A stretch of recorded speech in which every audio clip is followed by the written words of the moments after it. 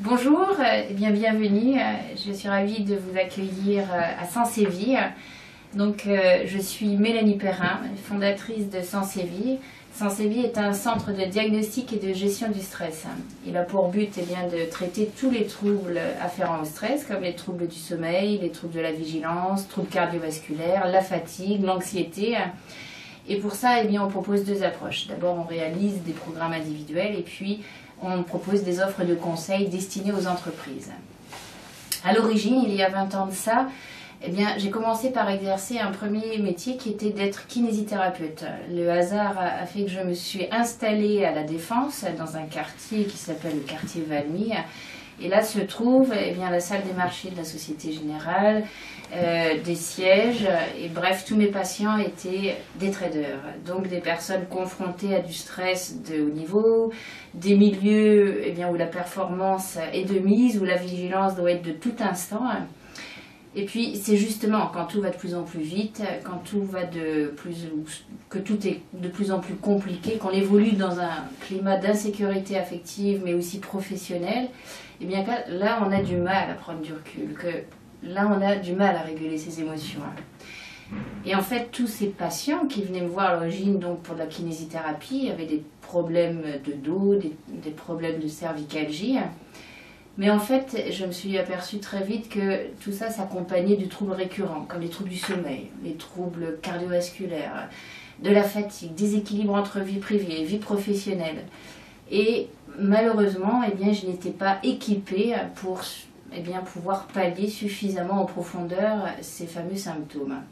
Alors la chance a fait que je suis partie me former, j'ai repris des études à la faculté de psycho, déjà pour apprendre à identifier clairement ce que c'était l'anxiété, la dépression, le burn-out. J'avais vu des traders faire des burn-out, pour aussi avoir des outils de gestion pour mieux réguler les émotions. Donc je suis partie à Lille, me former à un master au CHU de Lille sur la gestion des émotions.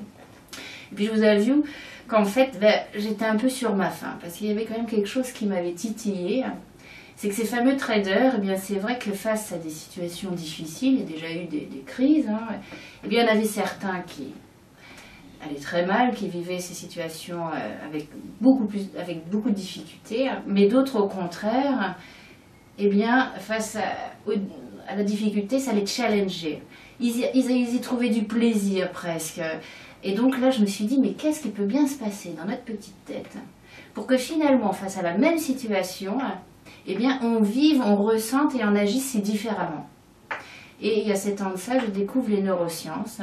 Et là, je suis partie me former pour devenir thérapeute comportementaliste. Et j'ai réuni toute cette approche en créant Sanséville afin de proposer une médecine personnalisée basée sur une approche globale. Ce que je vous propose, c'est de prendre un petit temps déjà pour découvrir ce que ça nous a apporté aujourd'hui, les neurosciences. Ensuite, je vais vous présenter les outils qui ont été issus des dernières découvertes des neurosciences, les outils pour prévenir déjà le stress et puis aussi pour le gérer. Alors, voilà, les neurosciences. Alors, l'imagerie fonctionnelle du cerveau nous a permis de faire un bond considérable dans la compréhension et la gestion de nos émotions. Alors, ce qu'ils ont réussi aujourd'hui à identifier, c'est qu'en fait, le stress proviendrait d'une région ancestrale, le territoire reptilien, là où se situe l'hypothalamus, tout en haut de la base du crâne. Et en fait, ce territoire déclenche une réaction instinctive, automatique, qui a permis à l'être humain de s'adapter, notamment en préservant sa survie lorsque leur vie était en danger de mort. Alors cette réaction automatique, elle mobilise de façon instinctive des ressources physiques, mais aussi mentales, pour permettre à l'être humain de sauver sa vie lorsqu'elle est menacée.